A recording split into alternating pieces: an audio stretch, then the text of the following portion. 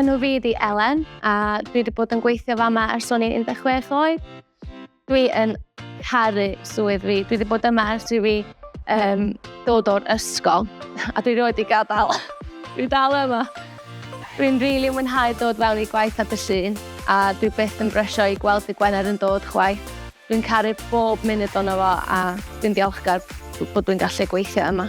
Dros y blynyddoedd, dwi wedi gallu cael gwahanol fath o qualifications o dysgu nofio, gymnasteg, trampolinio a fitness instructor hefyd.